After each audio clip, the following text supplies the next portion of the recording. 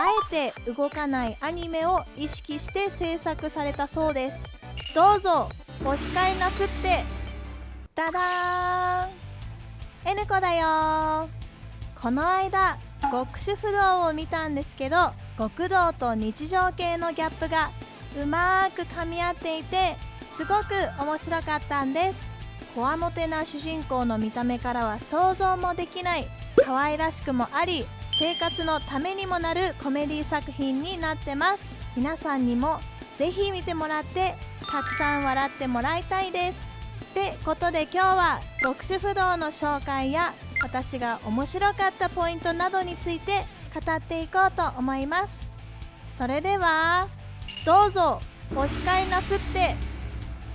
まずは簡単にあらすじの紹介をします。不死身の達と恐れられ、いくつもの組を潰した伝説を持っていた主人公達は極道から足を洗い、結婚したことで専業主婦として掃除、洗濯、買い物に料理と毎日家事を一生懸命こなしています。主婦力高いなんて全然想像つきませんよね。見た目はこわもてなんですけど、近所の子供の世話をしたり、ご近所付き合いも上手だったりとキュンポイントも満載なんです。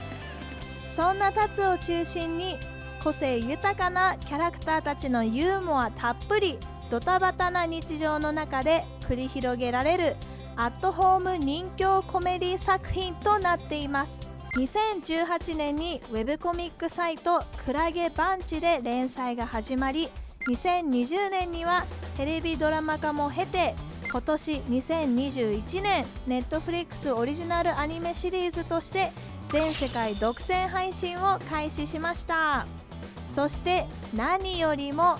達の声優さんが津田健さんこと津田健次郎さんが担当されているんです。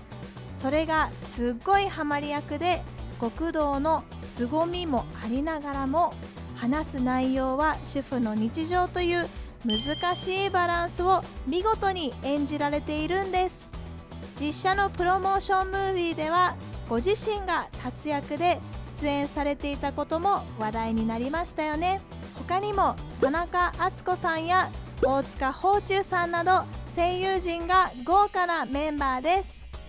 監督はのだめカンタービレパリ編や劇場版美少女戦士セーラームーンエターナルなど数々の話題作を手掛けてきた今千秋さん。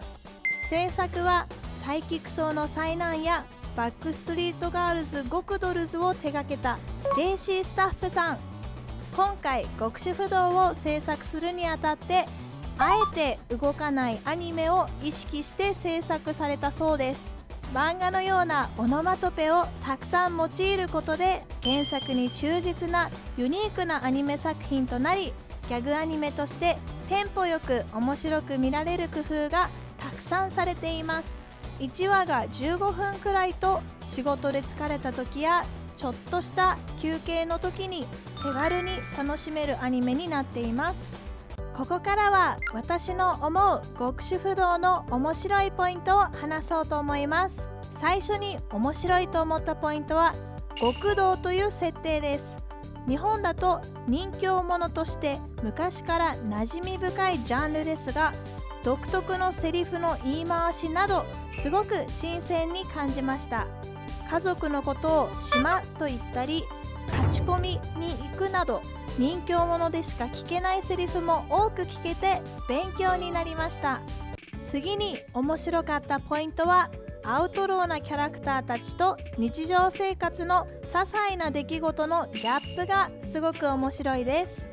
主人公タツがお弁当を作るシーンで包丁の代わりにドスを使って食材を切ったり、妻のミクのためにジュラルミンケースでお弁当を運んだり、ワンちゃんのおむすびを作っていたりと、すごく可愛らしいんですよね。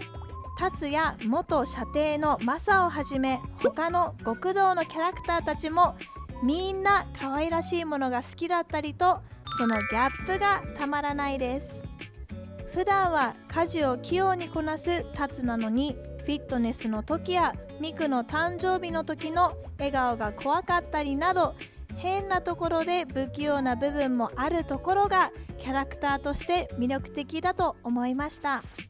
最後のポイントは日本でよく見る日常を丁寧に描いているところです。タツとミクの住んでいる部屋の和室やバーゲンセールでの激しい争い、ハンバーグプレートの上に可愛らしいクマの旗がついていたりと、日本らしい文化がこの極主不動から学べるのではないかと思います。それと日常で使える豆知識があるのもいいですよね。服のシミを取るときは過炭酸ナトリウムを使うとか、虫除けをするには柑橘系のアロマオイルを使うなど、私も知らないことがたくさんあったので、今度実際に試してみようと思います。では最後に私が個人的に好きなシーンを2つ挙げさせていただきます。まず1つ目のシーンが剛健の虎次郎というキャラクターが登場する回なんですけど、その虎次郎が今は極道を辞めてクレープ屋さん、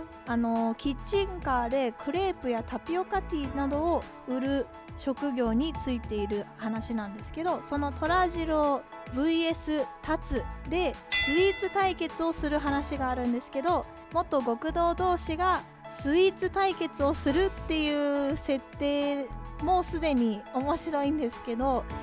2人の真剣さ、そして何よりクオリティの高さがすごく面白くて、最終的には写真撮影をして SNS に上げていいねの数で対決をするんですけど、なんか可愛らしい一生懸命スイーツ対決をしている元極道の2人の姿がすごく微笑ましくて面白いなって思いました。で続いて好きなシーンはタツがミクの誕生日を祝うシーンがあるんですけど、大好きな妻のミクのために自分なりにもう盛大なお祝いをするんですね。なんですけどやっぱり極道の世界しか今まで生きてこなかったので、もうお祝いの仕方がもう全て怖いんですよ。なんか